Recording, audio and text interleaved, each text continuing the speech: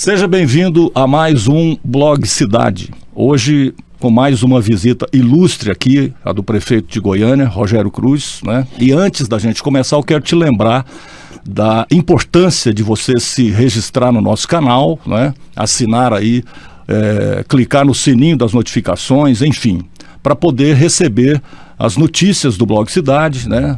Principalmente sobre novos vídeos que a gente possa fazer aqui no nosso canal. Então contamos também com a sua participação, comentando, né, concordando ou não, né, o contraditório aqui é sempre muito bem-vindo.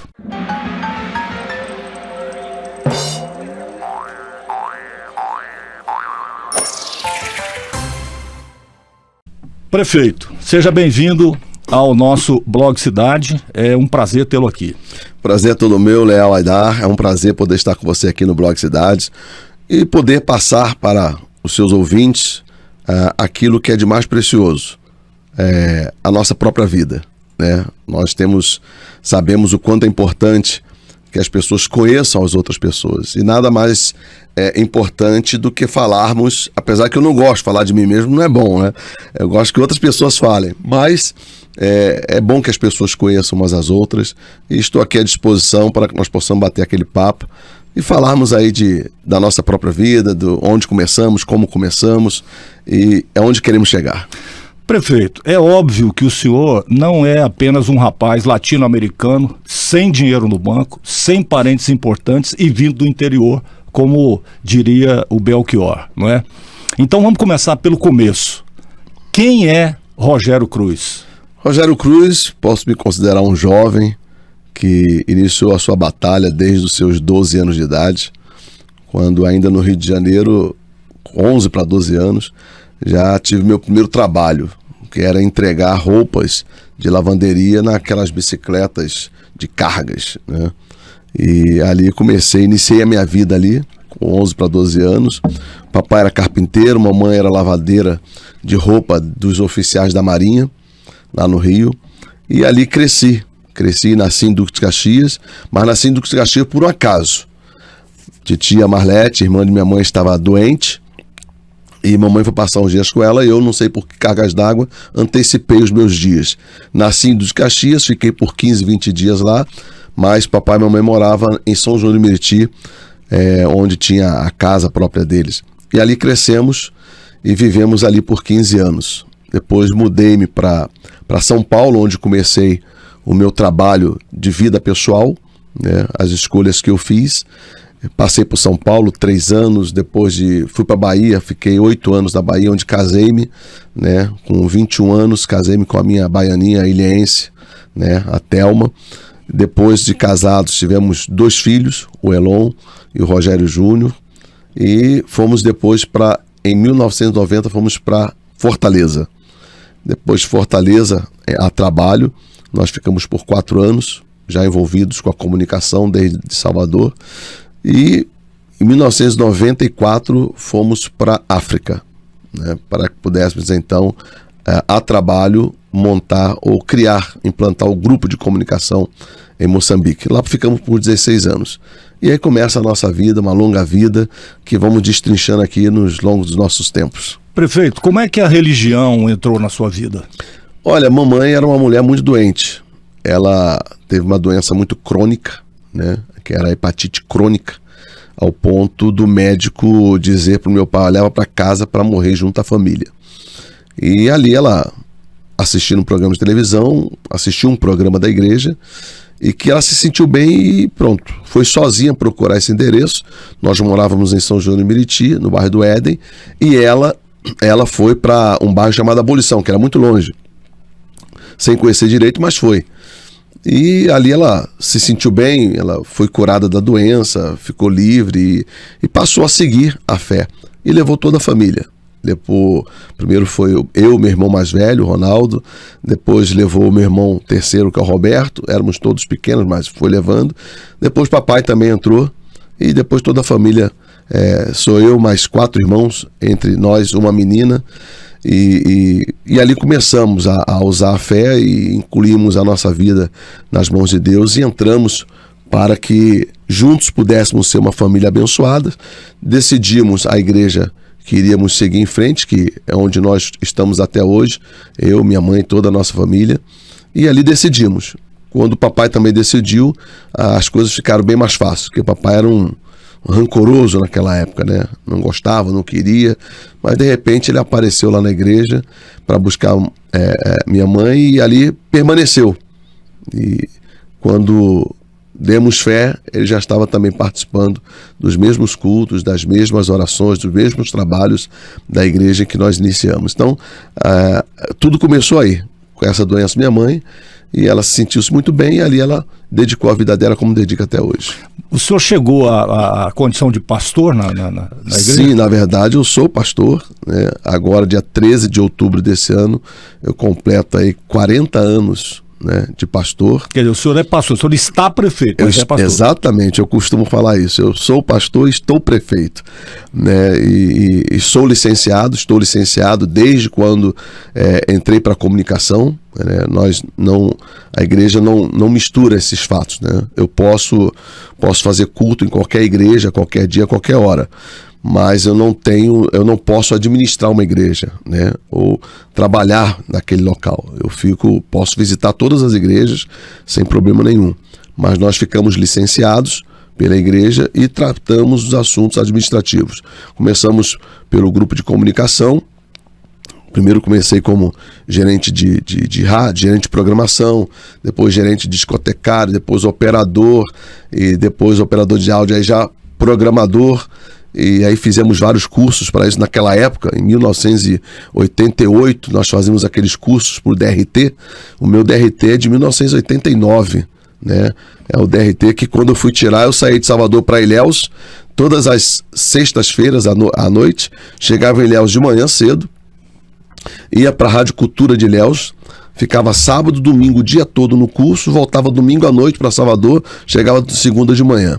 E isso ficamos por 6 meses fazendo esse curso, né? Hoje até é mais fácil, né? Hoje a pessoa vai no sindicato, chega lá sábado, 8 da manhã, sai 18 horas já com DRT. Os caras tiveram uma experiênciazinha. Exatamente, naquela época era bem diferente, né? Acho que na sua época também. Com certeza. Né? Então nós trabalhamos ali, o meu DRT hoje dá o direito de apresentador, locutor. É como se fosse hoje quase um jornalista. Só não temos a formação da faculdade. Exatamente. Mas a formação da vida nós temos. Então o nosso DRT é de 89 e nós seguimos em frente aí. Agora, é importante lembrar que quando as pessoas definem a sua vida, ela define de um modo aparente.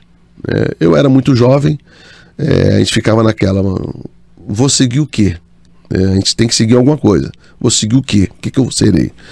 E de repente, como pastor, naquela época a igreja comprou o grupo de comunicação em Salvador, e o líder daquele estado naquela época me trouxe para perto para poder ajudar na rádio. E aí começamos, né?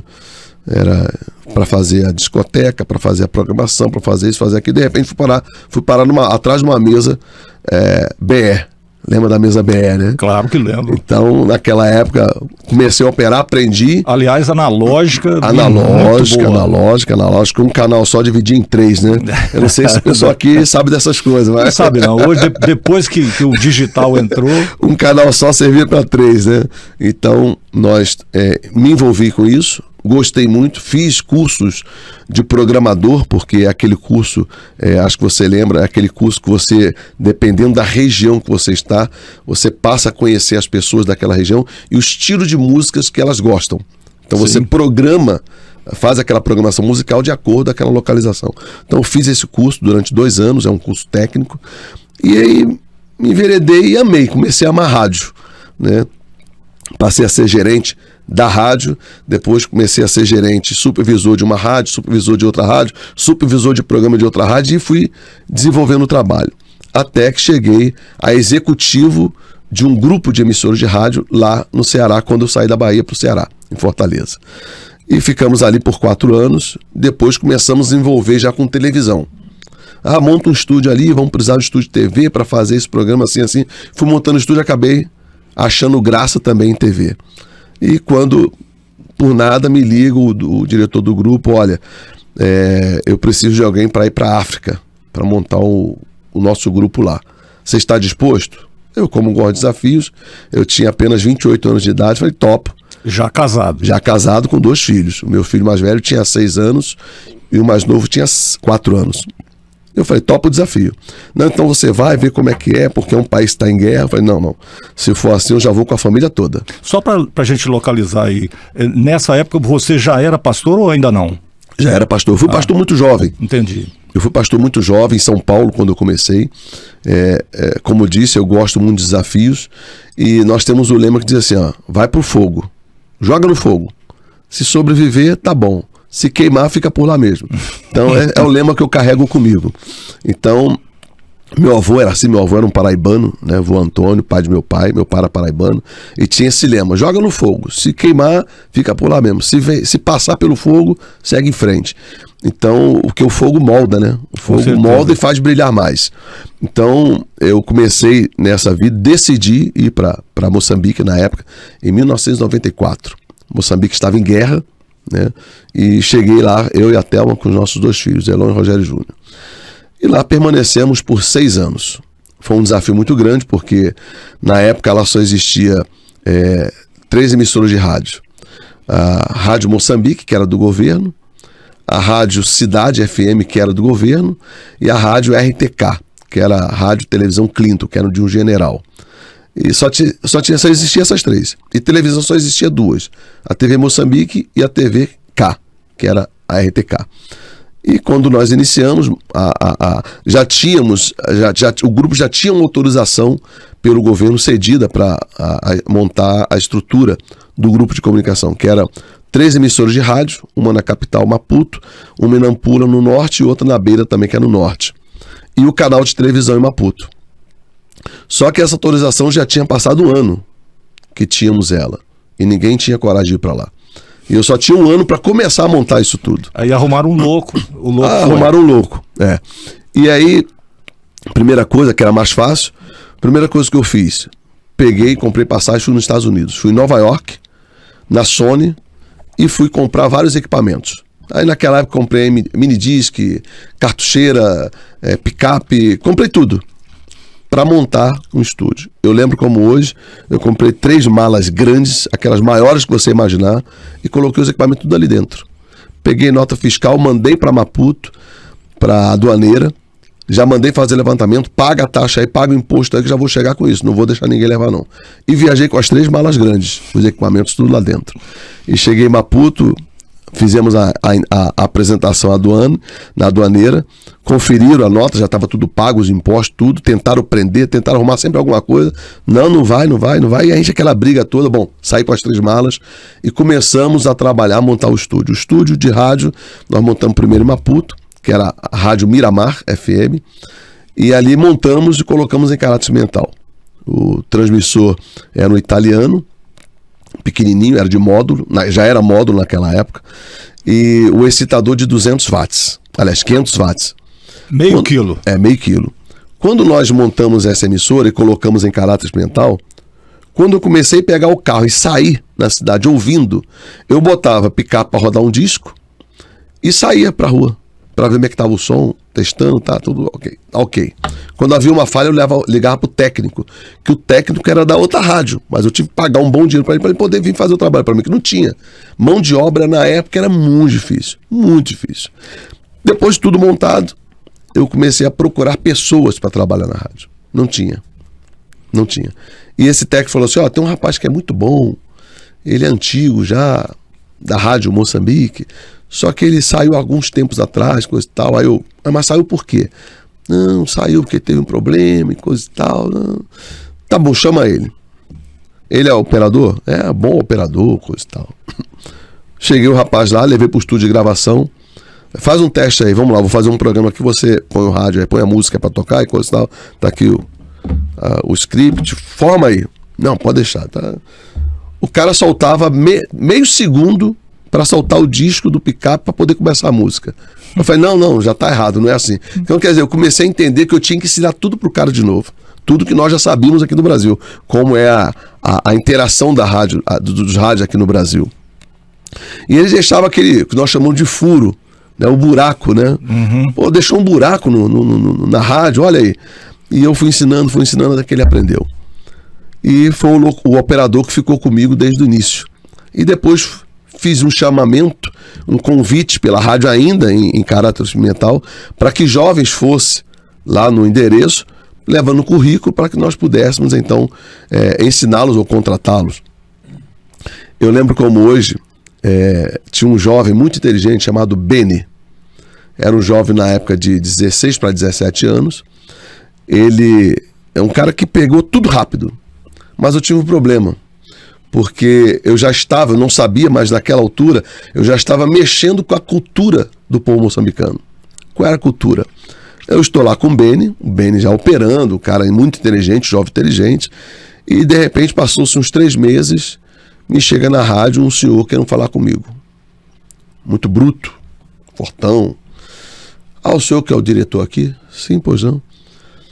Quem tu pensas que é? Tu não podes fazer isto? Tu não podes vir do Brasil e querer botar cultura daqui? Mudar a nossa cultura? Eu não estou entendendo nada. Mas o que o senhor está dizendo? Tu tens que mudar a nossa cultura, coisa alguma. Vou levar o meu filho embora. Quem é teu filho? O Beni. Aí chamou, bora. O que está acontecendo? Depois que eu fui entender. E ele disse assim no final: meu filho só trabalha depois que terminar o estudo. Era uma cultura que eles tinham, eu não sabia. E o melhor rapaz que eu tinha, aluno lá na rádio, foi embora. Perdi. Então, assim, foram desafios que fomos enfrentando dia a dia. Quer dizer, em Moçambique, o jovem só poderia trabalhar depois que terminasse. Isso, é um costume que eles têm. Isso é cultura lá. Isso é cultura. Os pais, inclusive, muitos na época viviam das machambas, que são roças, plantios. E eles plantam, eles têm o prazer de fazer calo na mão. É muito bacana isso. Eles têm o prazer de fazer o calo na mão com a enxada, com a pá, com a picareta, com a escavadeira, para poder mandar o filho para a Europa para estudar lá, para se formar na Europa. Isso é uma cultura que eles têm e que me chamou muita atenção. É uma coisa bonita de se ver. Mas ao mesmo tempo eu perdi o meu melhor aluno, podemos dizer assim. Mas aí apareceram outros, fomos criando. E isso, quando passou-se 2 anos e meio, o Beni bate na porta de novo. Eu acabei meus estudos, meu pai deixou eu trabalhar. Eu queria ter outra oportunidade. Não, você já tem oportunidade, pode voltar. Então, assim, foram desafios que nós enfrentamos. Isso para iniciar os trabalhos da rádio. A rádio, quando ele voltou, já estava inaugurada. Inauguramos ela no Dia do Trabalhador, 1º de abril, 1º de maio de 1995. Agora, até aí era só a rádio ou já a televisão? Não, até aí era só a rádio, a primeira. Tá. A primeira. E tivemos que correr no Ministério das Comunicações para poder pedir autorização para renovar de novo, autorização, enfim. Foi uma correria, mas aí já deixamos a responsabilidade pelo senhor chamado Dr. Guerra, que era o nosso representante legal, era membro do governo lá, que conseguia essas autorizações para todos nós, que hoje é o CEO do nosso grupo lá em Moçambique. E aí ele conseguiu, e depois montamos a rádio, fomos para Beira, montamos na Beira, fomos para Nampula, montamos Nampula, e depois montamos essas transmissoras, fomos atacar a TV. E fui para Portugal, ver os equipamentos, já tinha uma empresa lá que vendia equipamentos usados, né? Além de termos o nosso grupo já implantado lá, em Lisboa, só que ela era um estúdio simples e ela era transmitida via TV cabo, não era canal aberto. E alguns equipamentos já estavam lá e peguei alguns, consertamos outros e também levei para Moçambique esse equipamento de TV. E assim foi a nossa vida. Levamos, montamos também a TV. Quando foi em junho de 2000, nós montamos e colocamos no ar. Lembro-me como hoje, tinham alguns amigos brasileiros que eu já tinha comunicado a eles, ao embaixador na época, que estava lá do Brasil em Moçambique, comuniquei, vai entrar o canal Record, fica atento lá, canal tal, programa lá. E quando entrou, me lembro como hoje, eu coloquei a TV no ar, primeiro para subir o transmissor, né? Foi uma dificuldade danada. Porque o transmissor valvulado era aquele armário de 6 portas. Nossa. E era um prédio de 3 andares com um terraço. O transmissor ficaria no terraço. E o estúdio, eu montei um estúdio, era um apartamento como esse aqui. Era uma sala, era um apartamento. O estúdio que eu montei teve um apartamento. Primeiro tivemos que ser expert em iluminação, que eu não entendia de nada, mas graças a Deus fui um expert. várias lâmpadas fluorescentes, colocamos no teto todinho do apartamento. Enchi de lâmpada fluorescente. Não, ficou muito branco, vai estourar, vai ficar muito branco. Não, vamos usar então, o que vamos usar? Papel celofane, papel manteiga, vamos procurar papel manteiga. Forra papel manteiga. Ah, ficou bom, quebrou os raios. Vamos, ficou legal, tá. Ah, mas o papel vai ficar queimando, pode pegar fogo. E mas foi uma brincadeira aquilo ali pra mim, viu? Foi muito bacana, foi uma experiência e tanto. Enfim, montamos o estúdio e pra subir o transmissor, rapaz, foi uma pindaíba. Porque o transmissor tinha que subir pro 13º andar no terraço, o elevador era um caixote pequeno, o armário não entrava. Tentamos subir com o helicóptero. E o piloto disse, não posso arriscar porque tem a torre lá em cima já estaiada, não pode. Não vou arriscar. Vamos conseguir aqueles balanços de pintura de prédio. O técnico foi lá, o cara da empresa olhou. Não, poder montar um balanço duplo, que a gente chama de balanço. Um balanço duplo para subir. Quantos quilos pesa? Pesa tantos quilos. Não posso arriscar. E ninguém conseguiu. Bom, final das contas, sobrou pro Rogério. Mais um desafio. Cheguei um lado e isso o pessoal me cobrando. Cadê a TV? Quando é que vai entrar no ar? Cadê, Rogério? Você tá aí fazendo o quê? É sempre assim, né? Resolvi. Olhei o transmissor, a caixa lá embaixo, grandona. Falei, rapaz, hoje eu vou fazer.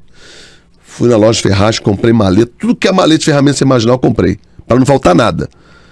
Quando abri o caixote, rapaz, aquele armário de 6 portas, olhei assim para um lado, olhei para o outro, abri a válvula de quase 2 metros de altura, bem no meio. Falei, rapaz, como é que vou subir isso aqui? Cheio de módulos. Falei, não tem jeito. Busquei alguns amigos brasileiros que lá estavam. Precisa da tua ajuda amanhã. Dá para você estar comigo amanhã, 7 da manhã? Claro, Rogério. Pegou uns 12 amigos meus. Uns 12 brasileiros estavam lá. Uns loucos também. No meio da guerra. Rapaz, sei que eu desmontei o troço do transmissor. Tudo país em guerra. País em guerra. Desmontamos o transmissor todo. Tiramos módulo por módulo. Desmontamos até os armários. E a válvula para subir. Eu que tive que subir a válvula num cobertor enrolado. Sabe o que é válvula, né? Para entrar no elevador. O armário não entrava no elevador, nem solto. E para remontá-lo? Eu fiquei de sábado, de 23 horas até domingo, 6 da manhã, montando sozinho. E refez? Refiz e liguei para o engenheiro aqui do grupo aqui em São Paulo. Falei, preciso você vir agora para colocar no ar. Já subiu o transmissor? Já subimos. Tá tudo aqui. Quando ele chegou, a primeira coisa que eu falei, chegou numa quarta-feira, logo depois que eu acabei de montar. Falei, por favor, antes de ligar, testa tudo. Por quê? Não, porque eu desmontei tudo e montei aqui. Quem desmontou? Eu. Quem montou? Eu. O senhor é engenheiro? Não. Então, assim, quando ele foi testando teste por teste, porque eu desmontei todos os módulos. Só que eu fui na papelaria, acabei com aquele rolinho de fita autocolante, acabei com eles. Por quê? Eu desligava um fio e falava assim, fio 01, conectado aqui, fio 01, e desligava. Fio 02, desligava. Foi assim que eu desmontei e montei depois. E mas fiz. Conferiu tudo e disse, parabéns, está bem montado. Vou ligar. Falei, calma, pelo amor de Deus, olhe bem. Não, já está garantido, já testei. Ligou. Fez as ligações, cabo da torre e coisa e tal. Bom, esse foi um dos desafios. Quando nós fomos colocar no ar, nós não tínhamos equipamentos próprios, né? A caceteira, que nós chamamos de caceteira, era fita, né? Eu comprei, o Brasil transmitiu um sinal... não vamos esquecer que nessa época era tudo analógico. Tudo analógico. O Brasil transmitia em sistema PAL, na época. E lá o sistema era NTSC. Eu não sei se o pessoal sabe o que é isso, né? Claro que sabe. Ou seja... tinha o PAL e PAL-M e o NTSC. E o Brasil transmitia em PAL e lá eu tinha que transcrever, codificar para NTSC. Eu descobri um videocassete do indiano, numa loja indiana, que fazia essa conversão. Um videocassete normal, não era coisa da Sony, né? Não era um conversor, não. Um videocassete da Panasonic. Quando eu olhei o equipamento, falei, eu preciso disso, quero 2 desses. E comprei os 2. Levei e fiz o teste. Botei o sinal da emissora chegando lá em PAL, entrava em PAL e saía em TSC. Liguei a televisão ali, chegou o sinal. Resolvido o problema. Mandei ligar no transmissor. Foi direto para transmissora. E lembro como hoje, avisei para todo mundo, para a embaixada, vai entrar. Ligamos num sábado, às 4 horas da tarde, transmitindo Raul Gil. E entrou no ar. Entrou no ar. Mas olha, pensa a alegria. Naquela época eu usava bip. O bip. O bip não parou de tocar.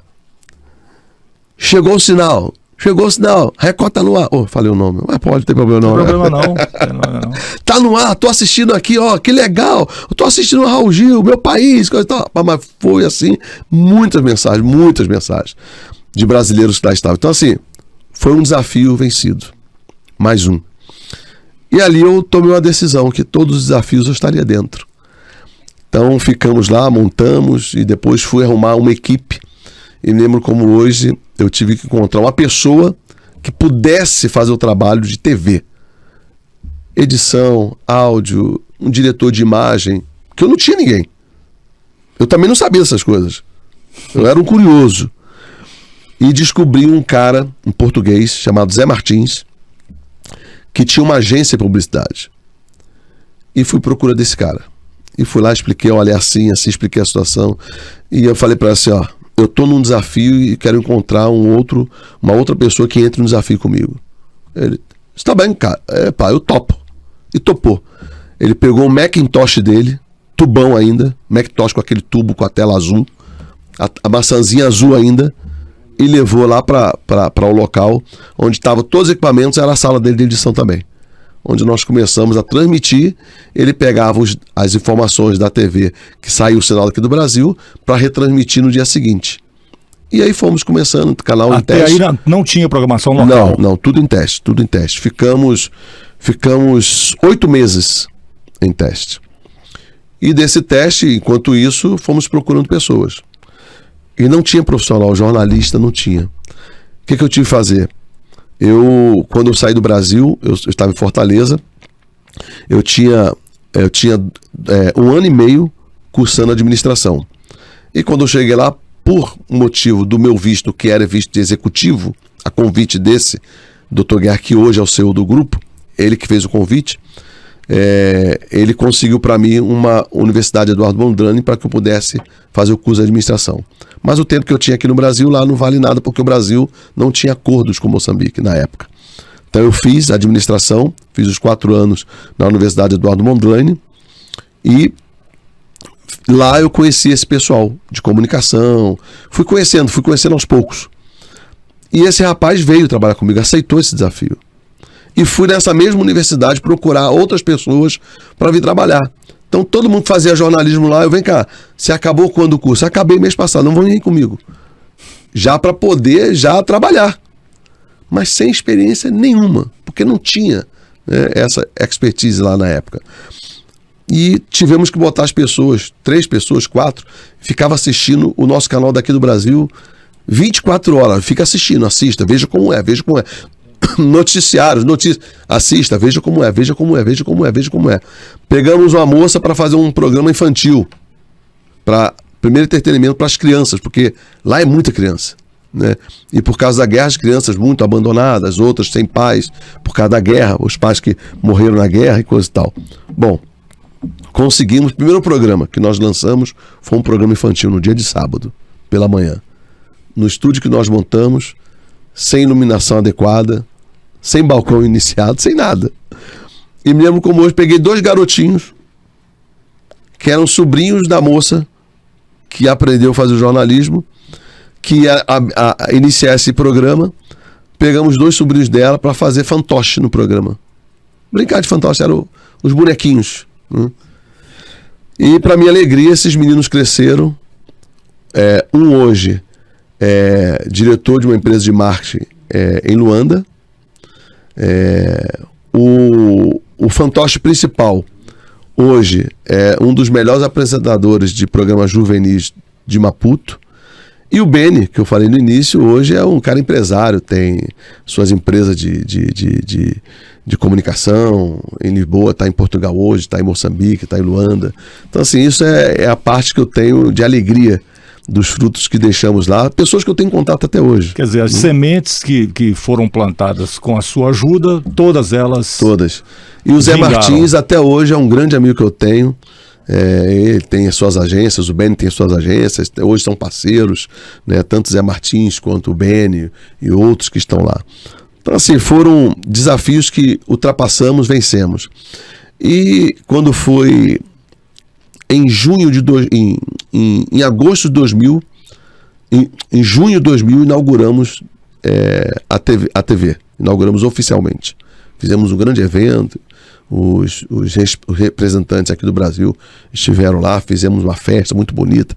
As pessoas já estavam se apegando ao paladar brasileiro, né? A essa altura a TV já tinha audiência? Já seguiam, já. E isso foi em agosto. Quando foi outubro, olha, você vai para Luanda. Vai tentar implantar o canal também lá. Ou seja, você achou que a fogueira já está tranquila aqui? Vamos para Moçambique e Maputo tinha acabado a guerra. Acabou a guerra. Em outubro fui para Luanda. Guerra de novo em Luanda. E lá iniciamos tudo, novamente, outro desafio, em terra diferente, costumes diferentes, apesar da língua ser a língua português de Portugal, né? Mas os costumes também diferentes. E começamos um trabalho, fizemos o estúdio, tudo, montamos um estúdio de produção assim, muito avançado na época já digital, já diferente daquela que eu deixei em Maputo. Porque eu já fiz um combinado com a Sony, que já tinha em Johannesburgo, na África do Sul. Então, tudo equipamento já comprei na Sony da África do Sul. E ali iniciamos uma montagem de um estúdio grande, para produção, para programas.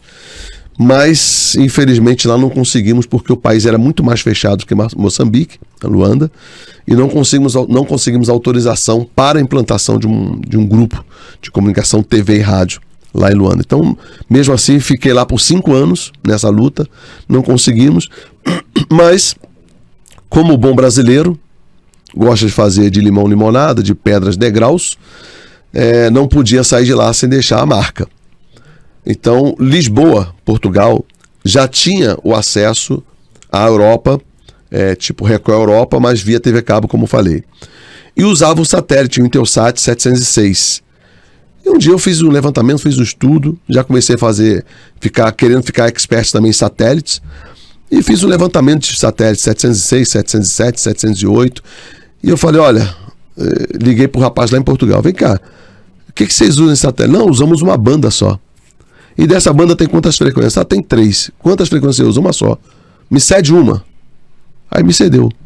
Eu fiz um teste com um rapaz aqui do Brasil, na nossa sede lá em São Paulo, enviando o vídeo para ele por internet, que eu gravava lá. Ele montava, editava e mandava para mim de volta com o peso que tinha, o tamanho, para ver se chegava bem. Por que pareça, naquela época a internet em África já era muito boa. Lá nós já tínhamos 3G. Quando eu cheguei no Brasil, eu voltei para 2G, eu falei assim, não é possível isso. Isso anos 2000. 2000. E aí conseguimos fazer um teste, a imagem chegou 100%, muito boa qualidade. Eu falei, olha, por que nós não conseguimos fazer comerciais daqui? Montei uma produtora, montamos um comercial, manda daqui para o Brasil, o Brasil gera para a Europa ou daqui para a África, porque aqui tem, todo mundo quer Record aqui, todo mundo quer o grupo aqui. Aí já tinha Unilever, já tinha Coca-Cola, já tinha Unitel, já tinha todo mundo querendo ser parceiro do grupo, mas não tínhamos autorização. E aí vinha no Brasil, fui em São Paulo, conversei com os diretores, falei, ó, nós temos condições de fazer assim, tomamos um caminho para que pudéssemos fazer lá uma produtora e enviar para fazer uma rede. E aí testamos, fizemos a rede, então criamos a Record Europa África, onde hoje já estamos a Record Internacional com mais de 180 países. Começou de Luanda, né? E de lá eu pensando que ia vir embora para o Brasil, não, você vai voltar para Moçambique porque você deixou o projeto lá para expansão em todo o país e ninguém fez. Aí, vamos voltar. Fiquei 5 anos, voltei para Moçambique, fizemos a expansão. Hoje, fora do Brasil, o grupo é o único país fora do Brasil que tem o canal aberto, livre para todo o país, gratuitamente. O resto é Record Internacional. Record Internacional faz via Luanda, faz via Lisboa, né, TV Cabo. Então, isso me deixa... É gratificante falar isso. Não falo com orgulho, mas falo com muita alegria de poder plantar sementes, poder aprender, né? Aprender. Hoje, se você falar assim, ó, Toma essa sala aqui, monta um estúdio, eu consigo montar. Toma essa sala aqui, monta um estúdio de rádio, eu consigo montar. Monta aqui, eu consigo montar. Mas isso com muitos desafios, né? Eu acho que o ser humano, ele vive desafios. Só que ele tem que aceitar os desafios. Ele tem que aceitar os desafios, tem que viver desafios, o dia a dia tem que ser desafios. Ele não pode esmorecer nenhum momento sequer. E os desafios vão melhorando a gente, né? Isso é óbvio. Eu costumo dizer que tem uma frase que eu costumo até mudar ela. Diz assim que o trabalho dignifica o homem, né? Essa frase todo mundo conhece. Eu altero ela um pouquinho. Eu digo que além do trabalho dignificar o homem, o trabalho bem sucedido, ele cria uma nova identidade no ser humano. E essa identidade eu carrego comigo hoje, né? Graças a tudo isso que eu passei em meio à guerra com a minha família, né? Sofri perseguições em África, enfim, muitas coisas aconteceram ao ponto de me tornar o homem que eu sou hoje. Um homem tranquilo, mente muito aberta, gosto muito de diálogo para resolver os problemas, porque eu aprendi assim.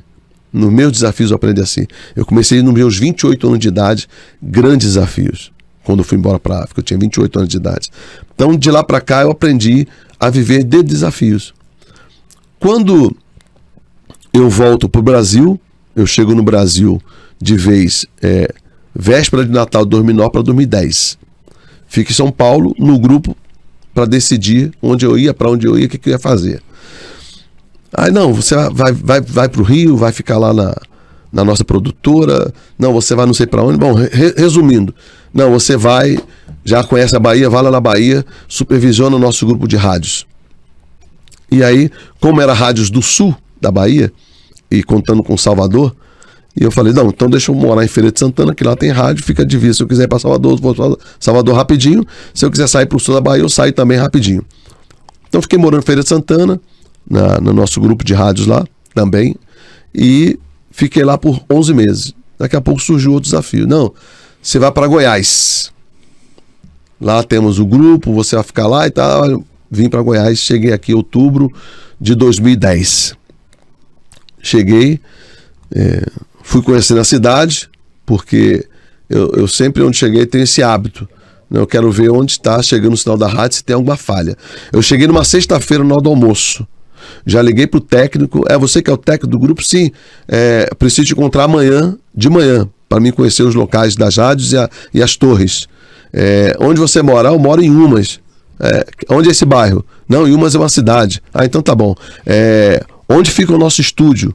Aqui da FM, que o grupo de rádio tinha um apartamento aqui na Nova Suíça, no Pontal Nova Suíça. E o escritório e o estúdio da FM era ali no prédio bem em frente, bem perto. Então nós nos encontramos na FM. E ali já entramos, já fomos conhecer a rádio, tudo direitinho. Onde fica o transmissor dessa? Fica ali. Tá, onde é a outra rádio? Lá no centro, vamos lá. Cheguei lá, onde fica o transmissor? Fica lá. E essa aqui é lá em Anápolis. Vamos lá. Agora, vamos lá. Então fomos. Para hoje. Para Umas, onde fica o transmissor de uma, fomos aqui para a Redenção, onde fica o transmissor de outra, fomos para Anápolis, onde fica o transmissor de outra, e no Mendão, onde ficava a central da TV. E ali, a gente conversando, o técnico disse, que é o nosso grande amigo Freitas, e eu dizia para ele assim, olha, a cidade é muito bonita, muito bela e coisa e tal, mas ó, a rádio não pode ter falha.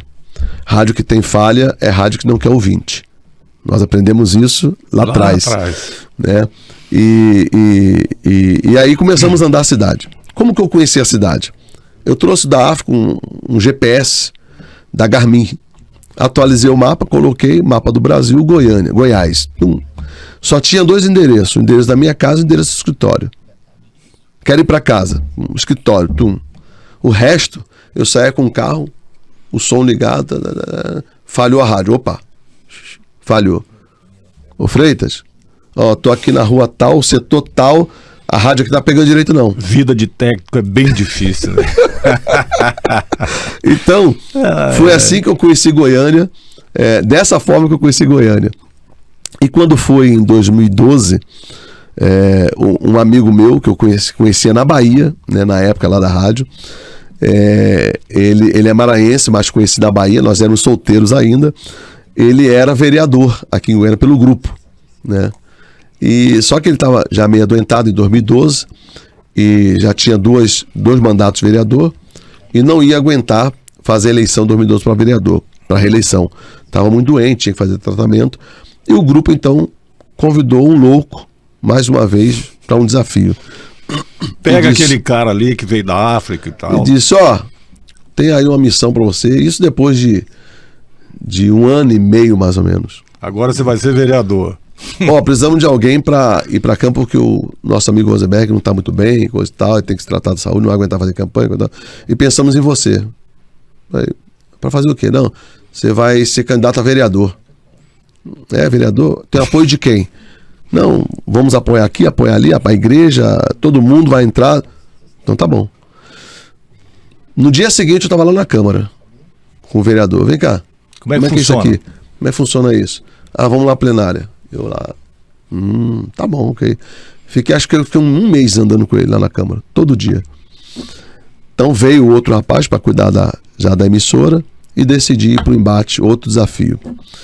E nós fomos aí, graças a Deus, em 2012, fomos o terceiro vereador mais bem votado, 7.712 votos, né? Entramos para vereador em Goiânia é muito voto, né? Eu fui o terceiro mais bem votado e começamos o nosso trabalho político. Aí eu entrei na política, né? Já estava licenciado já de pastor por causa da comunicação, porque mesmo na comunicação nós somos licenciados, e fui para a política. Foi assim que eu entrei na política. Bom, agora eu já sei bem mais coisas sobre você, né? Você fez aí um resumo, apesar de ser um resumo, você criou uma situação cronológica que dá para entender claramente como é que você chegou até aqui, né?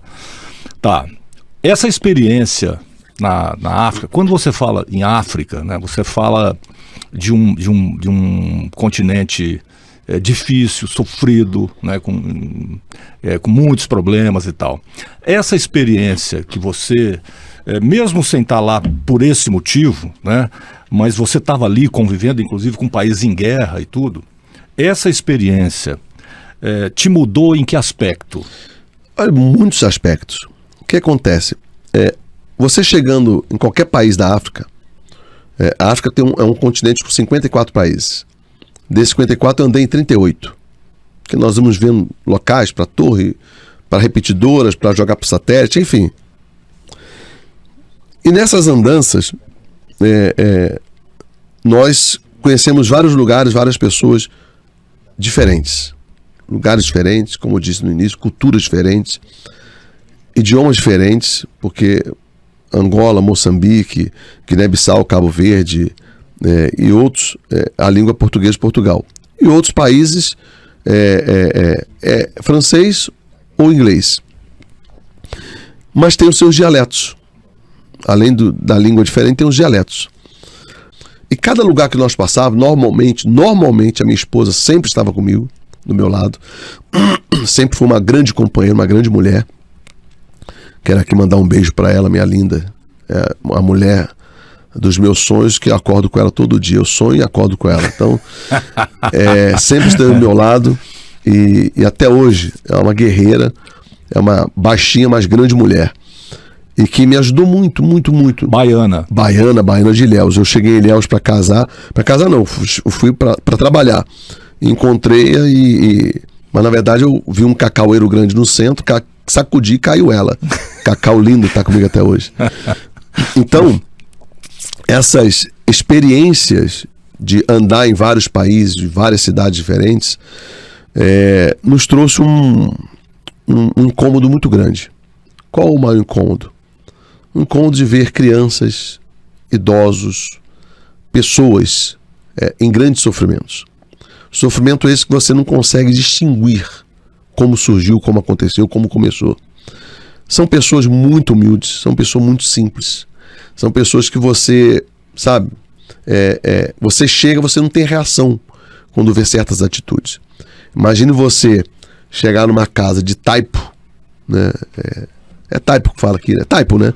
Aquela de barro ou de palhoça, né? Podemos dizer assim. Pau a pique, né? Que é aqueles ovários de bambu ou madeirite, né? E faz aquela jipa. Rebocado com barro. Barro ou palhas. Né? E cobre com lona de plástico. E você chega nessas pessoas, são as pessoas mais simples, mais humildes que você possa ter na tua frente e que te ensina a realidade da vida. Ou seja, você tem tudo e ao mesmo tempo você não tem nada. Então foi isso que a África nos ensinou. Nós chegamos lá com o visto de executivo. Depois de quase 2 anos nós conseguimos o visto para missionário. E nós começamos a fazer trabalhos também missionários. E todas as pessoas que chegam no continente africano, seja qual país que for, para trabalhar, independente do seu credo religioso, independente da fé que você tem, independente de tudo, você obrigatoriamente passa a fazer o social para essas pessoas. Você quer abraçar aquelas pessoas, você quer estar perto delas, você quer estar com aquelas crianças, quer ajudar. E o mais bonito de tudo, que você aprende muito, é que aquelas pessoas estão naquela situação, mas não perde o sorriso, não perde a alegria. Se você bater uma palma, já quer dançar. Se você estalar o dedo, já quer dançar. É a alegria deles, é a vida deles, é assim. Ou seja, apesar de tanta pobreza, tanta dificuldade, tanto sofrimento, eu costumo dizer assim... não falta espaço para alegria. Eu costumo dizer, apesar de tudo, e todos, perto ou longe, as pessoas, eles são felizes. Então, se você acaba tomando aquele choque, sabe? Hoje eu tenho uma casa, eu tenho um carro, eu tenho família, eu tenho comida na mesa. Peraí, será que eu estou sendo feliz com essas pessoas? Ou seja, será que eu estou valorizando isso? Será que eu estou valorizando isso? Será que eu estou agradecendo isso? Então, assim, e são pessoas muito simples. Por mais que elas tenham, elas são simples. Por mais que elas tenham. Se você pegar um africano que gosta de esbanjar, porque tem africano que tem dinheiro, lá tem rico. Tem muita gente rica. Mas sabe, que são simples. Não tem aquele negócio de vaidade, sabe? Então isso ensina muito a gente. Eu voltei, depois de 16 anos no Brasil, com uma cabeça completamente diferente. Eu fui para lá muito jovem, 28 anos, né? E quando eu volto para o Brasil, eu volto com a minha cabeça completamente diferente. Eu fui cabeludo, voltei careca, né? O resto do cabelo, o que tinha preto, o resto do cabelo ficou branco, né? Eu costumo dizer que aqui experiência em Moçambique, experiência em Angola, os heróis da resistência permaneceram. Entendeu? Então, assim, querendo ou não, é automático. Você passa a ter uma nova visão da tua vida. Você passa a formatar a sua vida de forma diferente. Seja no seu deitar, no seu levantar, no seu caminhar, no trabalho, no seu dia a dia, você passa a ser uma pessoa diferente. E quando você, no Brasil, vê as pessoas nas mesmas condições que você via lá em África, você lembra e você diz, não tem como, eu tenho que ajudar. Essa seria a minha próxima colocação para você. Aqui no Brasil, depois que você entrou na política, ou seja, depois que você de alguma forma entrou na administração pública, você teve a oportunidade de olhar, de ver a África no Brasil em alguns pontos, de alguma forma, não é? Como é que foi essa experiência? Enxergar a África aqui no Brasil já como alguém que participava da administração pública, mas antes de ser prefeito. Como é que foi isso? Porque assim, eu costumo dizer que nós que somos da comunicação, somos do ramo, nós acabamos por, direto ou indiretamente, participar da política. Sim. Da vida pública, né? Claro. Seja de uma autoridade ou seja uma pessoa mais humilde. Eu estou fazendo isso agora. Né? Você acaba se envolvendo, claro, né, com a política, mesmo você não estando dentro dela. E quando nós chegamos aqui no Brasil, nós fomos morar em Feira de Santana, né? E Feira de Santana fica a 105 quilômetros de Salvador. Mas tem suas regiões problemáticas também, como todo o Brasil tem. Claro. Né? E nós começamos, finais de semana, a visitar famílias, aquelas lá nos lugares mais distantes, das pontas das cidades, né? Nós íamos, Salvador, já conhecia o Salvador, já moramos lá, e nós íamos lá para os Alagados fazer o trabalho social, lá em um bairro chamado Plataforma. Deixa eu só abrir um parênteses aqui, quando você fala nós, porque a sua esposa está contigo. Sempre junto. Entendi. Sempre junto. Por isso você está sempre falando no plural. Sim, sim. Quando eu digo nós, eu e a minha baianinha, sempre juntos. E nós íamos fazer o social, né? Chegamos em Goiânia, né? E quando entramos para a política, aliás, mesmo antes de entrar para a política, da mesma forma, nós fazíamos finais de semana sempre o nosso trabalho social, né? Entrando para a política, aumentou ainda mais o trabalho social. Eu não digo nem trabalho social, eu digo responsabilidade social. que o meu modo de ver, eu vejo que todas as pessoas que têm o mínimo de condições possível, mínima condição possível, se eu tiver um pouco de condição acima da sua, se eu puder lhe ajudar, eu vou lhe ajudar. Se eu tiver o mínimo de condição um pouco acima daquelas pessoas lá que estão lá na ponta, eu vou ajudá-las. Se eu puder ajudar, eu vou ajudar. Então nós começamos a ver diferente, ter esse olhar diferente para as pessoas. E nós continuamos até hoje. A vida dela é o social. Até para você ter uma ideia, eu vou falar um pouquinho dela agora, porque ela merece. Até uma fazenda social, até uma em Moçambique, ela nunca foi cabeleireira. Ela começou a ser cabeleireira para cortar cabelo das crianças. Ela nunca foi manicure para limpar a unha das crianças, das mulheres lá. Não limpava, porque não tinha esse hábito. Eles não tinham. Não, vamos limpar a unha, isso aqui tem que limpar, ó. Isso aqui causa doença. Ó, vamos cortar o cabelo, isso aqui, ó. Essa ferida aqui vamos resolver ela. Comprávamos medicamentos e ia passar lá na feridinha. Raspava. Eu passei a ser, na época eu falava cobaia, né? Hoje eu aprendi que não é cobaia, é modelo. Compramos máquina de raspar a cabeça, né? Compramos na África do Sul, ela... Se bem que depois de uma certa idade, pode tomar água, se bem que depois de uma certa idade, depois de cabelo branco e tal, falta pouca telha e tal, é cobaia mesmo, não é modelo. Ainda continua, só que de outra forma. Até uma hoje, ela com toda a sua dedicação, ela começou a se dedicar na terapia ocupacional. A Thelma já há 6 anos, ela estuda terapia ocupacional. Estuda. Há 6 anos ela estuda. Podemos dizer que é uma formação técnica, né? Ela há 6 anos, ela ficou 2 anos na terapia ocupacional chinesa. Depois, nos estudos, ela percebeu que a japonesa ela é mais rápida e com menos dolor. Então ela passou para a terapia japonesa. Há 4 anos ela faz terapia japonesa. Ela faz vários cursos. Agora mesmo, final de semana que passou, ela faz sábado, domingo, o dia todo, ela vai para o curso, fica lá. E nisso ela atende as pessoas no meio da rua. Usando essa técnica. Usando a técnica. Ah, ela está olhando para você aqui, é porque você está de fone, mas se ela estivesse aqui, ela estaria olhando para a tua orelha. Porque a terapia ocupacional, que é a auriculoterapia, ela mostra tudo pela tua orelha, teu organismo, se tem problema na coluna, como está a tua orelha, ela consegue distinguir isso. É a técnica. E essa é a técnica japonesa. Essa é a técnica japonesa. A chinesa também faz nesse olhar, mas a japonesa ela é mais rápida a resposta, com menos tempo de uso da técnica. Né? O que você fazia com a chinesa, que era para ficar lá a agulhinha, por exemplo, 30 minutos, a japonesa deixa 5 minutos e já resolve. Né? A técnica é diferente. Pontos. Né? Eu não sei se você sabe. É uma espécie de acupuntura. É acupuntura. Tá. É a auriculoterapia. Tá. Né? Por exemplo, o japonês e o chinês, o formato da nossa orelha, ele vê o feto aqui dentro, de cabeça para baixo. Ó. É o mesmo desenho, se você abrir aí... Realmente é. É o feto, ele vê o feto. Então ali tem uns pontos, cabeça, pé, aí vai, ombro, vê o ponto todinho aqui na nossa orelha. Como também vê na mão e nos pés, que é a reflexologia podal. Aí já vai para outro ponto. Então ela se dedica a isso. E ela hoje está fazendo faculdade de fisioterapeuta. Por quê? Porque a fisioterapia também inclui parte de terapia. E ela descobriu isso. Não, eu quero fazer fisioterapia. E está fazendo. Está fazendo na faculdade, está estudando. É o que ela ama fazer. Lá em casa, para você ter uma ideia, tem o meu escritório e tinha o escritório dela. Ela desfez o escritório dela e fez uma sala de terapia. Com maca, com tudo, para cuidar de mim, cuidar da família, cuidar dos amigos. Ela faz isso. Ela teve a ideia de criar lá no Paço Municipal, é a única prefeitura do Brasil que tem isso. O bem-estar do servidor, a sala do bem-estar do servidor. Lá nós temos 4 cabines para terapia ocupacional. Algumas grandes empresas fazem isso também. Mas de prefeitura somos a única.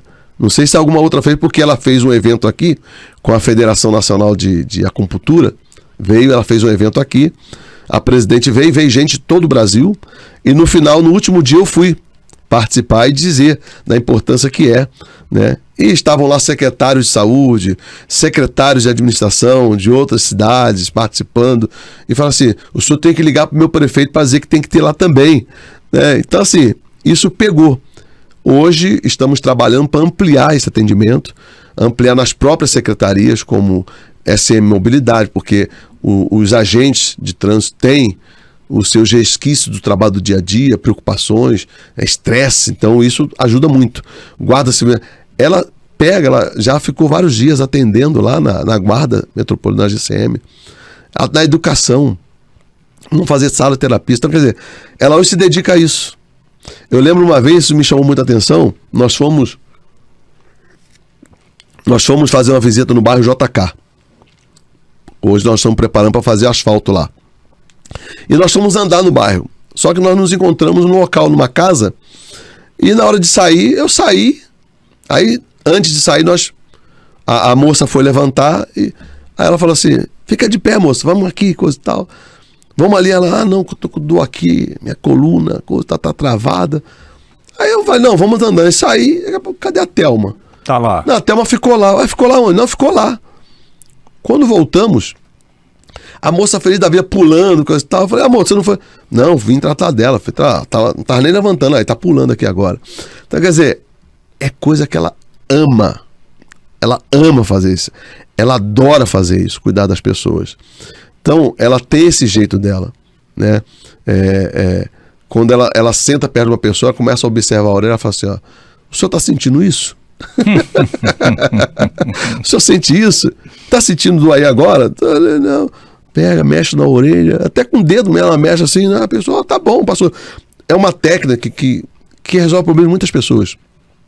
E ela hoje ama. Então, assim, ela sempre esteve do meu lado, continua do meu lado, hoje mesmo como primeira-dama, tem cuidado da cidade comigo, mesmo hoje sendo a secretária de Assistência Social na Alego, na Assembleia Legislativa, ela cuida dessa parte, ela mantém o foco dela de fazer a faculdade, fazer os cursos, estudar, ler, aprender para cuidar das pessoas.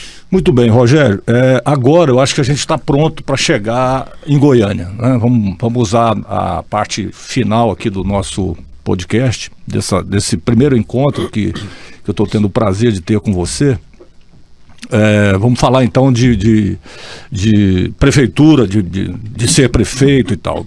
Mas eu queria começar pela maneira como você chegou à prefeitura. Como é que foi para você assumir a prefeitura, sendo vice numa candidatura de alguém com histórico, né, que tinha lá o Maguito, e de repente uma tragédia coloca você no fogo novamente? Como é que foi isso?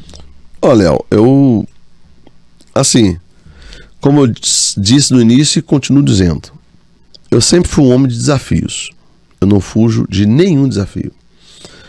Eu estava em 2020, já em dezembro de 19, setembro de 2019, já tinham decidido que eu não vinha mais para a política, também não perguntei para onde eu ia, se ia voltar para a igreja, se ia voltar para a África, se ia voltar para o grupo de comunicação, já tinha decidido.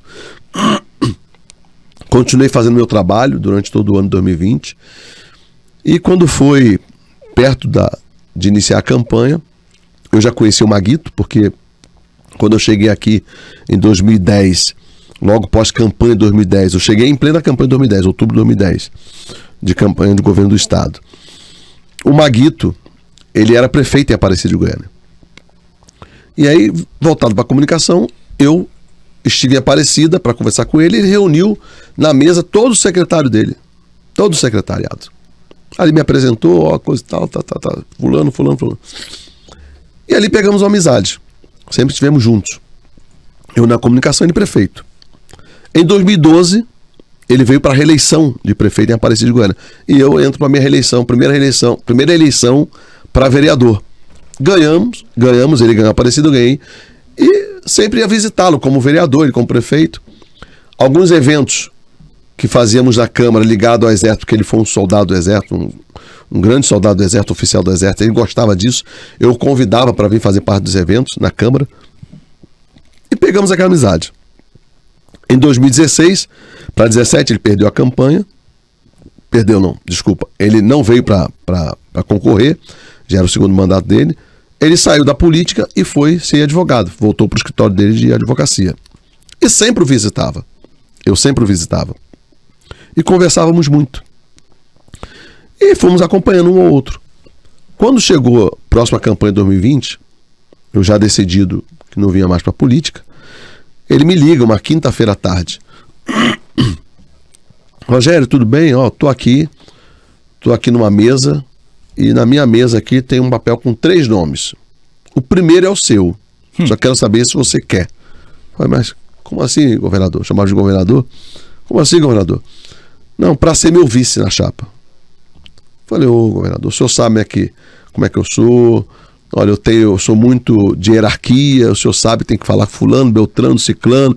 Não, já falei com o presidente do seu partido, já está tudo organizado. Só preciso saber se você quer. Falei, olha, tá assim. Deixa eu conversar com a minha família primeiro. Me dá essa... Não, tá bom, mas me dá a resposta até amanhã. Tá bom. Cheguei em casa quinta-feira à noite, conversei com minha esposa, conversei com meus filhos já crescidos. E topamos. Mais um desafio, vamos embora, vamos em frente. E na quinta-feira à noite mesmo liguei para ele, retornei. Olha, topo. Obrigado. Então, conversa vai na sexta-feira com partido, entre um partido e outro, vai. Sábado, reunidos, domingo, fechado. Fechou a chapa. Maguito e Rogério Cruz. Os 2 partidos se uniram, fechamos, começamos a campanha. E, infelizmente, no momento de campanha, em plena campanha, ele adoeceu, pegou a Covid, acometido a Covid. Ele foi internado. Num dia, 5 dias depois, eu fui acometido da Covid também, em plena campanha. Você teve Covid também? Na mesma altura, só que ele já internado e eu em casa 14 dias, em plena campanha, sem sentir absolutamente nada. Só a garganta foi afetada. Graças a Deus. Só a garganta. Mas fiquei em casa 14 dias, acompanhando tudo pela rede social, TV, Ou notícia. seja, uma campanha que estava acontecendo sem o candidato a prefeito e também sem o vice. Que foi assim... Foi um momento muito, para mim, muito crítico.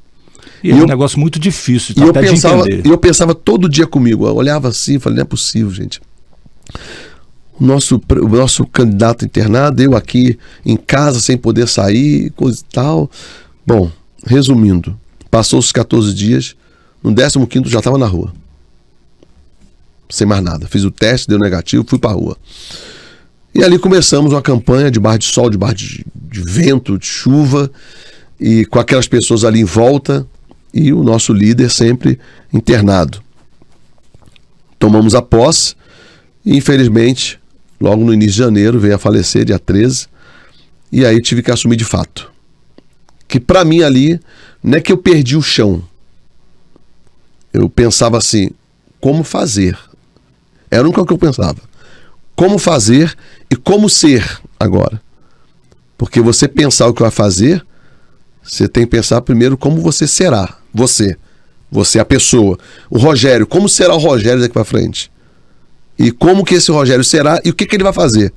Eu pensava nisso 24 horas. Minha cabeça rodava, meu HD girava. O que eu serei daqui para frente? O que eu farei daqui para frente?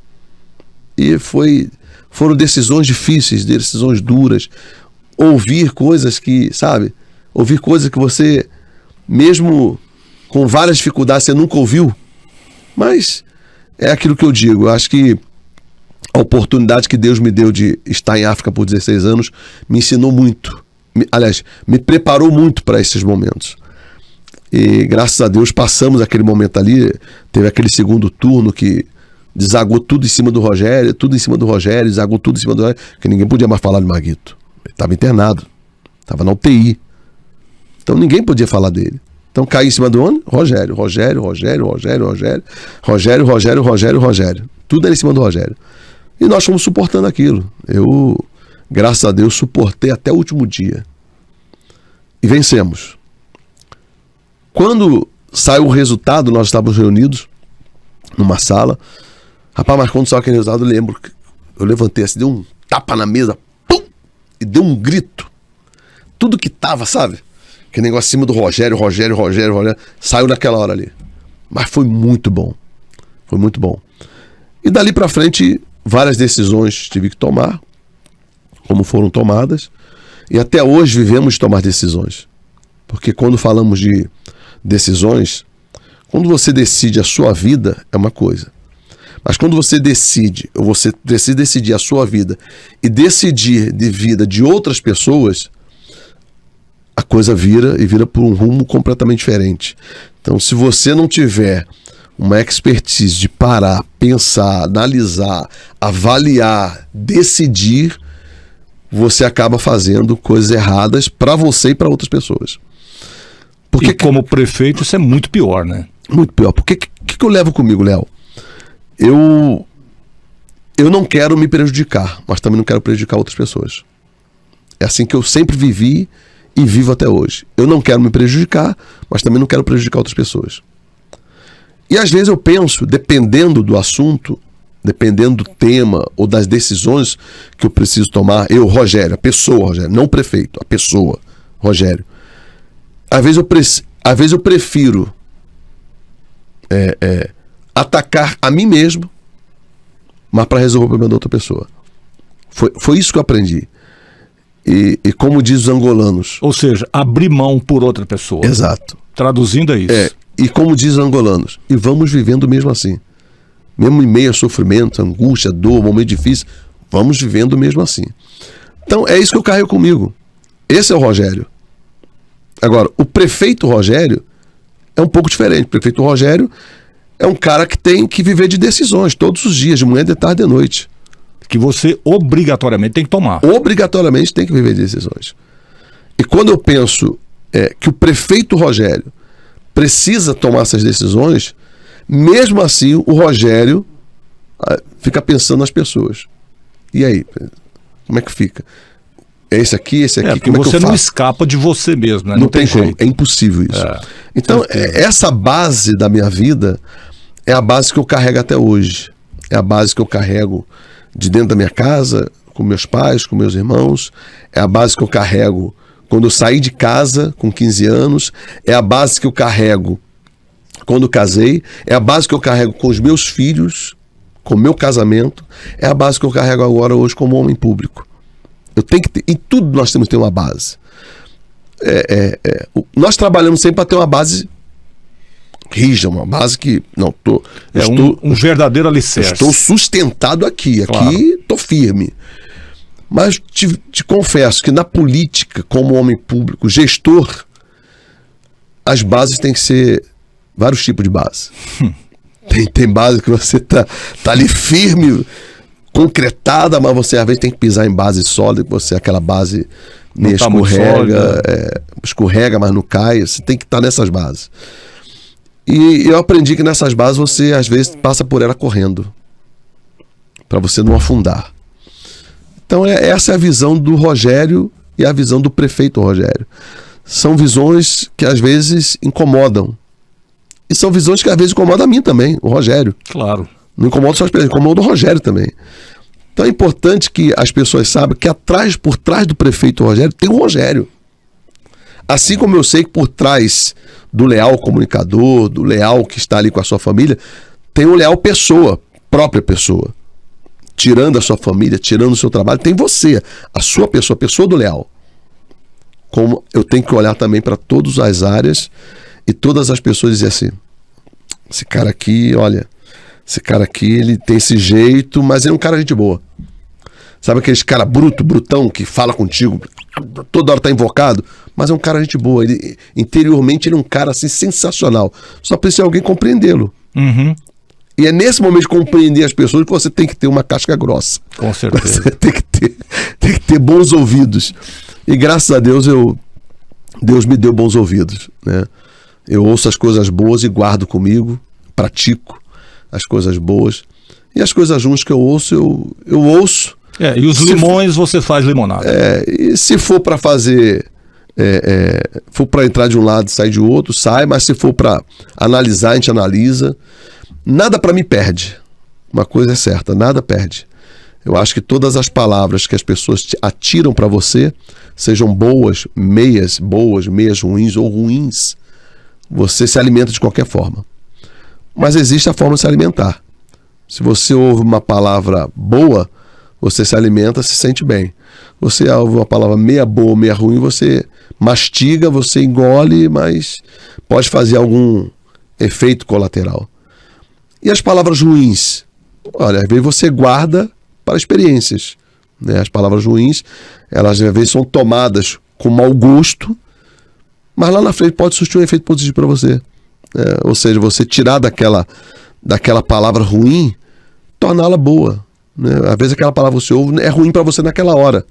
Naquele momento ela é ruim. Mas lá na frente ela pode surtir um efeito positivo, desde que você guarde, mas com precauções. E eu costumo dizer que eu tenho um filtro, sabe, aqui dentro, um filtro aqui, sabe, que a gente ouve e filtra o que é bom, filtra o que é ruim, filtra o que é mais ou menos, mas é assim que o ser humano tem que viver. Nós vivemos numa sociedade que existem pessoas boas, existem pessoas meia boas e existem as pessoas más. E nós temos que lidar com todas elas. Você não vai afugentar de uma pessoa só porque ela é má, né? Às vezes ela é má contigo, mas é boa com outra. E talvez você possa fazer alguma coisa. E às vezes a pessoa é má com você e é boa com outra, mas você pode torná-la ser boa contigo também. Com certeza. Depende de como você vai tratar aquela consequência, aquele momento. Então é assim que eu vivo. Esse é o Rogério e esse é o prefeito Rogério. Bom, a minha produção já me mandou ali alguns avisos. Nós estamos o quê? Há 2 horas já? Não. 1h10. 1h10. Tá marcando aqui. Não, então tá bom. Tá 1h10, tá ótimo, né? Bom, então agora vamos falar de administração pelo menos um pouquinho, né? Porque até agora, pra você ver, eu fiz uma pergunta só uma pergunta. Foi 1 hora a resposta, né? Eu perguntei quem era. O que vocês estão falando? Não estou entendendo. Fala mais alto. Não, porque estão falando que tem compromisso aqui no tá. Cada agenda. Tá bom. Mas dá tempo ainda, dá tempo. Beleza, então tá. Eu fiz uma pergunta, quem era o Rogério, e essa resposta demorou até aqui, porque foi, né, a gente vai dando os detalhes. Fomos ao fundo, né? Fomos ao fundo. Você me levou no fundo do baú. Pois é, mas eu achei necessário isso, sabe por quê? Porque eu, pessoalmente, não o conhecia. Eu não sabia nada a seu respeito, né? A não ser poucas coisas aí que são públicas e tal, mas, enfim, você me disse coisas hoje aqui que são mais determinantes, ou seja, agora eu já tenho uma outra visão a seu respeito. Mas nós não falamos nada de administração. Então, para atender a demanda da sua assessoria, que está precisando de você para um outro compromisso, eu vou fazer só uma pergunta que tem a ver com a administração e a gente vai para o final. E quem sabe, então, a gente faça um outro podcast para falar mais sobre administração, prefeitura, problemas, como resolvê-los e tal, enfim. Só cuidado, que essa uma pergunta pode durar 1 hora de resposta. Tudo bem, que se demorar, tá tudo certo. O meu dia está dedicado a isso. Eu não tenho agenda nenhuma depois dessa. Então, para mim, tá tudo certo.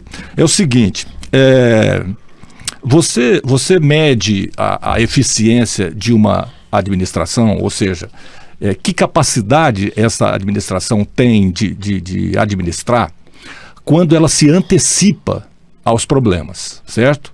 Isso é básico, não é? Bom, a gente está há dias do período que nós teremos chuvas, muitas chuvas. O que o Rogério, prefeito, então, com a sua administração, se está fazendo, o que você está fazendo para que as tragédias que todos os anos, né, costumam acontecer e tal, sejam evitadas? Olha, Léo, em 2021, logo tomamos posse, em janeiro de 21, caiu aquela chuvarada.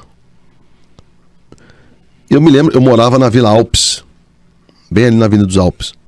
E a ponte que liga a Avenida dos Alpes com o Jardim América tinha acabado de ser inaugurada em dezembro, acho que foi em dezembro, né, pelo saudoso Willis Rezende. E do lado tem ali um imóvel que de madrugada já me acordaram. Olha, a chuva tá caindo assim, coisa e tal, atingiu uma casa. De madrugada já estava lá. Estávamos eu, Defesa Civil, Guarda Civil, SMM, todo mundo lá. Parte da casa da frente, assim, acho que era a varanda, se não estou errando, era a varanda, né? A varanda da casa da senhora já foi arrancada, foi embora. Lama para tudo quanto lugar, muita lama. E aí, dali para frente, eu decidi que eu teria que dar uma atenção especial a essa questão de alagamentos.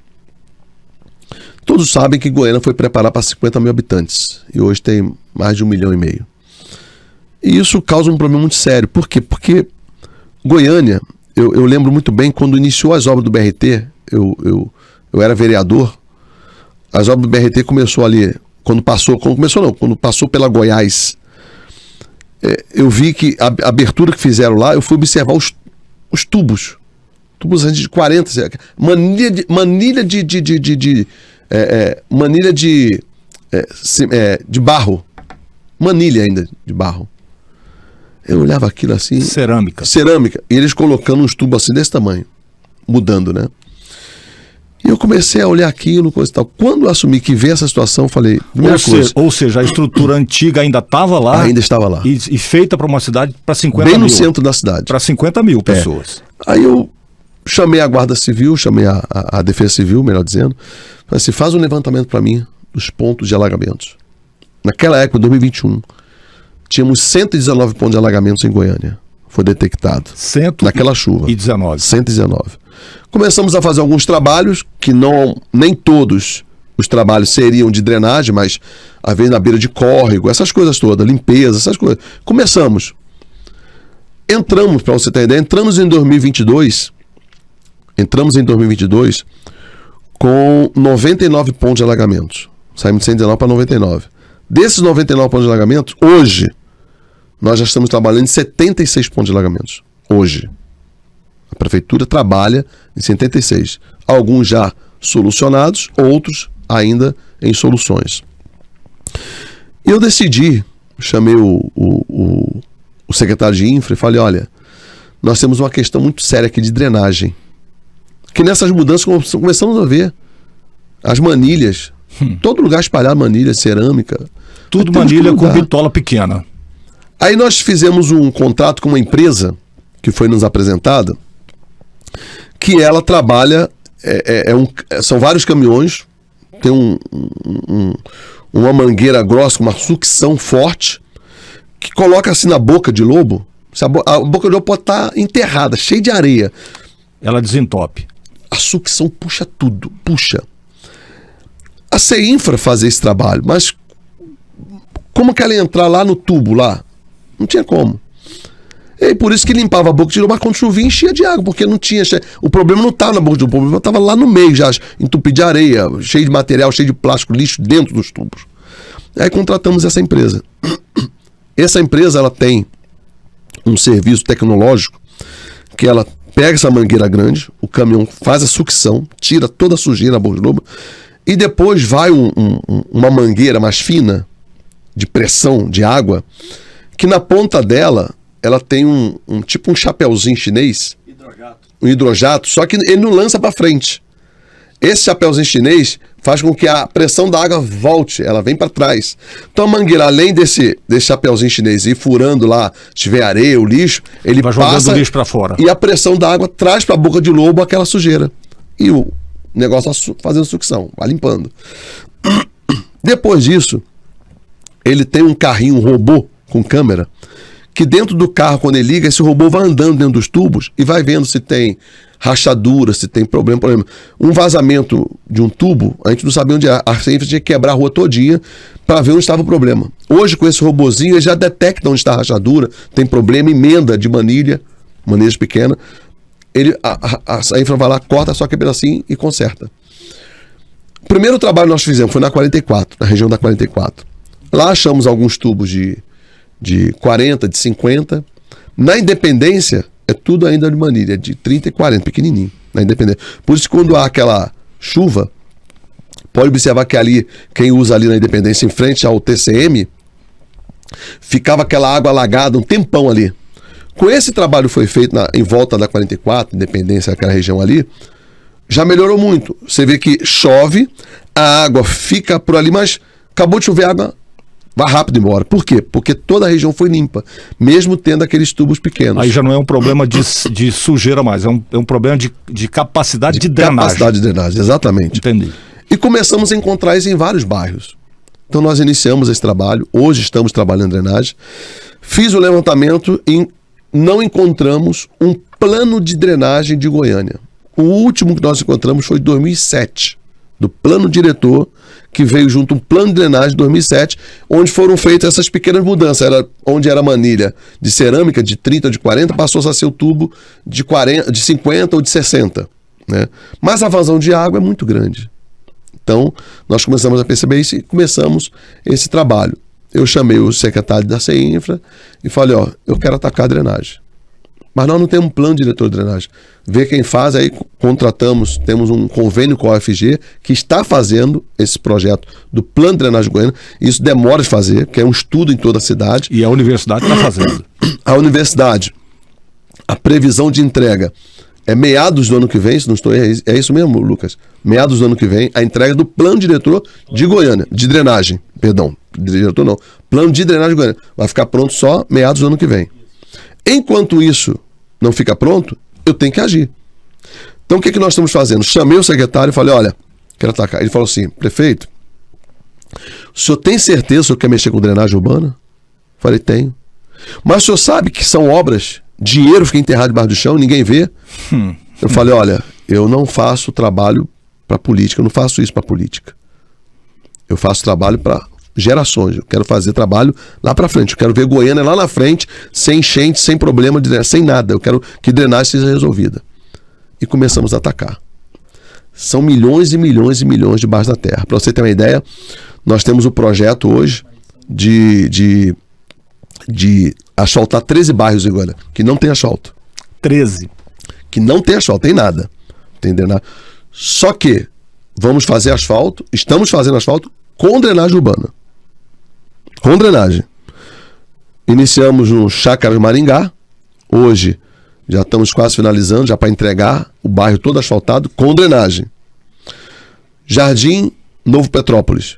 Uma obra que eu determinei que parasse. No momento de chuva, que já estava a empresa fazendo, já tinha 2 ruas asfaltadas, o asfalto foi arrancado porque não tinha drenagem. Foi, pode parar a obra. Foi uma das que eu fiz a visita em 2021. Pode parar.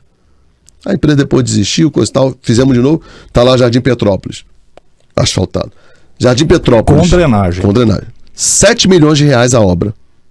70% dessa obra de 7 milhões é debaixo da terra. Chácaras Maringá, 3 milhões e 800. 65% debaixo da terra. Debaixo da terra. 65%. Estamos agora no Solarville, também, fazendo drenagem e asfalto. E também Chácara São Joaquim. Já estamos fazendo esses 4 bairros. Aqui no Bairro Feliz, eu lembro que eu fui no ano passado, depois de chuva, na casa de uma senhora. A casa, invadia a casa da senhora assim, ó. A água que descia passava dentro da cozinha da senhora. Dentro assim. E vazava. Dentro da casa da senhora. E eu falei, vamos atacar também lá. Hoje nós estamos tirando tubos de 50, colocando de 1.2, 1.5. Jardim América. Estivemos visitando lá semana passada. Jardim América. Nessa mesma região onde aconteceu em 2021. Manilhas ainda de 40. Estamos colocando de 1.5. Tem imagens aí, tá nas redes sociais. Quem quiser acompanhar depois, entra nas redes sociais. Posso falar aqui minha rede social? Pode, posso. claro. Rogério da Cruz Oficial, Instagram, Rogério da Cruz Oficial. Entra lá, você vai ver as imagens das visitas. Tem lá vídeos, nós mostrando lá a manilha que era e o que estamos colocando, a mudança que estamos fazendo. Por que eu resolvi fazer isso, ô Léo? Porque eu quero ver Goiânia desenvolver. Porque eu quero ver Goiânia com qualidade de vida. Eu não quero ver mais os goianienses, ou quem seja que mora, resolveu viver em Goiânia, escolheu Goiânia para viver, sofrendo consequências por causa de chuvas. Eu não quero ver mais isso. Eu não quero ver mais a água passar dentro da casa da senhorinha lá que arrasta o fogão, leva a geladeira, queima tudo e acaba com tudo. Eu não quero ver mais isso. É esse o trabalho que estamos fazendo em Goiânia. Infelizmente, sei que até o final do meu mandato, 2024, não vou conseguir fazer drenagem em toda a Goiânia. Mas onde der para fazer. Mas aonde der para fazer, estou atacando e vou fazer. Então, esse é o trabalho que estamos fazendo, drenagem urbana. Nós estamos hoje em vários pontos da cidade fazendo esse trabalho de drenagem urbana. Parece uma coisa muito simples, mas não é. Porque é um custo-benefício, mas antes do benefício, vem muitos problemas. vai cavar lá a rua, vai fazer poeira, se chover, se cair uma chuvinha faz lama. Infelizmente é assim. A obra é assim. Não tem como você fazer obra. Nenhuma reforma na sua casa você fica em paz. Com certeza. Nenhuma reforma, imagine obra. Tem que fazer, não tem jeito. Agora, pode estar certo. Quem está me assistindo pode ficar certo. Aonde estamos fazendo drenagem urbana e asfalto, você nunca mais terá problema com água na sua casa. Isso é certo. Bom, sob protesto, né, eu vou encerrar por conta dos seus compromissos. Não que eu tivesse algum compromisso, eu estou por conta aqui disso, né? Nem que eu quisesse. Pois é. Então é o seguinte, vamos ter que conversar de novo qualquer hora dessa para falar mais sobre administração, né, para falar de planos, porque afinal de contas o mandato só acaba em 2024. Outra coisa que eu queria saber também, como é que é se o Rogério vai ser candidato à reeleição, se não vai, enfim, ficou muita coisa para trás, né? Porque na primeira resposta você levou 1 hora e pouco para responder. Então é isso, mas foi um prazer conhecê-lo principalmente, né? Tê-lo aqui no Blog Cidade. As portas estão abertas, né? Se quiser sugerir temas, pessoas, enfim, para a gente conversar aqui, vai ser um prazer. Eu vou lhe deixar aqui aberto, mas para conhecer um pouquinho mais do Rogério e depois do prefeito, eu te convido a convidar a Thelma para vir aqui também. Com certeza, com certeza.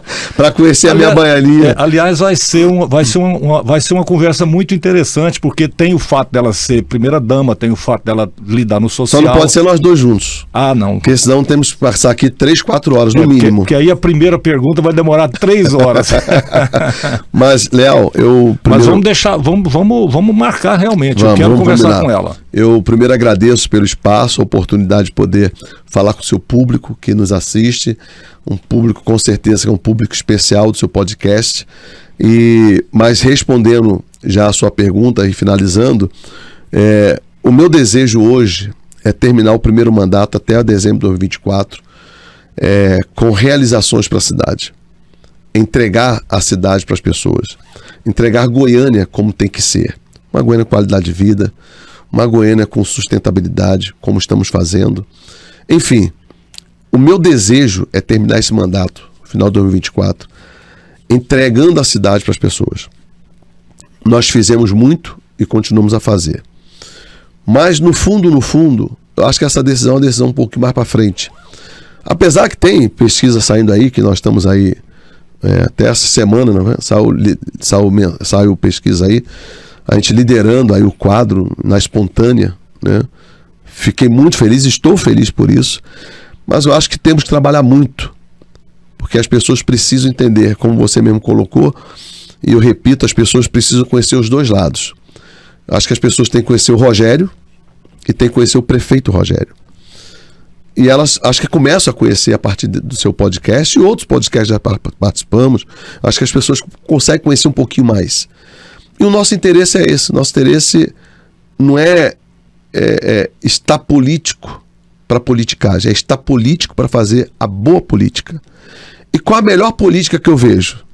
Para e ouve as pessoas. E é isso que temos feito. Porque é isso que é gostoso. Eu acho que o homem público, principalmente em se tratando do executivo, ele não pode ficar só. Claro, eu estou no gabinete atendendo, estou pensando na cidade, estou. Mas quando você sai do gabinete, você está na rua, você está com a pessoa, você está com o morador ali, o morador sabe o que ele precisa. Eu sei do que os moradores precisam onde eu moro, mas aonde a outra pessoa mora, eu não sei. O Lucas, por exemplo, meu assessor de comunicação, o Ian, o Lucas, por exemplo, eu guardo isso comigo, ele uma vez, você mora ainda lá no Negrão de Lima? Ele mora no Negrão de Lima. Ele uma vez chegou para mim, prefeito, tem uma situação lá no Negrão de Lima, o pessoal reclamou. Não, vamos fazer lá. Resolvemos o problema. Ele mesmo na rede social dele, um rapaz curtiu, parabéns, o prefeito aí fez isso, coisa e tal. Mas por quê? Porque ele me trouxe uma demanda que ele conhece. E que eu não conhecia, mas ele conhece. Então, inclusive, até pelas redes sociais, no Instagram, quando não é ele que responde, eu mesmo gosto de responder as pessoas que falam comigo as mensagens no Instagram. Então, as pessoas entram no Instagram, eu envio, respondo as mensagens direto para ela. Isso é muito importante, você ter um contato com as pessoas da cidade. Claro. E é isso que temos feito. Aliás, você é o prefeito delas. Exatamente. Quando você sai para as ruas, ontem nós saímos para as ruas para inaugurar 3 praças, hoje vamos sair de novo. Então, assim, eu gosto disso. Eu gosto de estar no meio de pessoas. Não que eu não goste de atender no gabinete, nada disso. Eu gosto. Eu penso na cidade. E tem pessoas que a gente atende no gabinete, não tem jeito.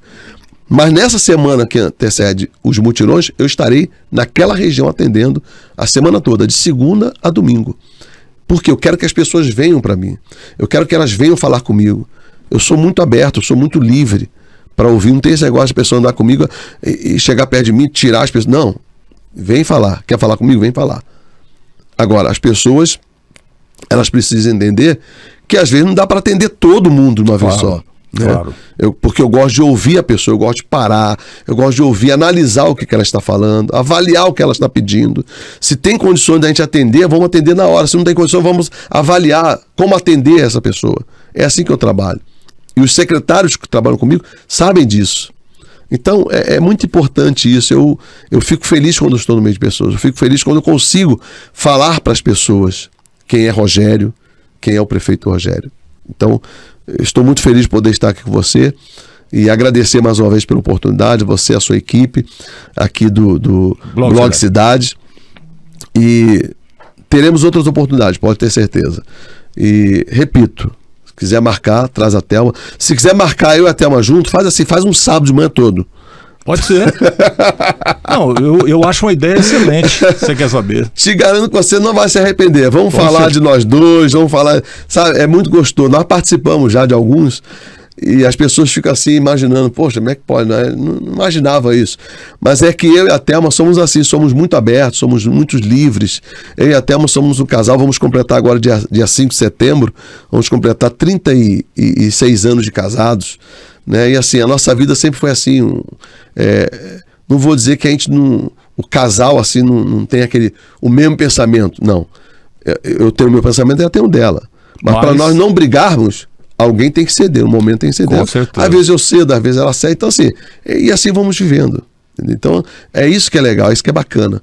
Então, assim, uma sugestão, se quiser chamar ela, tem que ser um sábado de manhã, amanhã toda. Para ser justo, eu vou fazer assim, eu vou trazer a Thelma, e depois eu trago os dois. E daqui já sai para o almoço. Com certeza. O Lucas paga. Ótimo. boca livre, como diz o carioca, é ótimo. Mas, Léo, foi um prazer estar com você, te conhecer também pessoalmente. Um abraço para o seu irmão, um grande amigo nosso, e que nos dá grande oportunidade de conhecermos novas pessoas, como eu conheci a semana que ele levou para mim o Dr. Américo, uma pessoa muito gentil, muito bacana. Falou de você, eu falei, não, vou lá, pode marcar que eu vou lá, entendeu? Então, é isso que eu gosto, de estar com pessoas, conhecer novas pessoas, fazer novas amizades e ser o Rogério e ser o político Rogério, o prefeito Rogério. Muito bem, você que esteve conosco até aqui, mais uma vez obrigado pela gentileza, lembrando que você pode se inscrever no canal, pode deixar lá o sininho das notificações clicado, né, para receber as notícias de novos programas, novos temas, enfim. Se quiser sugerir temas também esteja à vontade, você pode comentar, né, sendo a favor ou contra, porque aqui o contraditório é absolutamente bem-vindo, né? Então é isso, estive aqui com o prefeito de Goiânia, Rogério Cruz, num papo muito mais de vida pessoal do que da administração, mas já ficou aqui um compromisso para uma outra conversa voltada mais, aí sim, mais para a cidade, mais para o dia a dia de prefeitura, de ser prefeito, de obras e tal.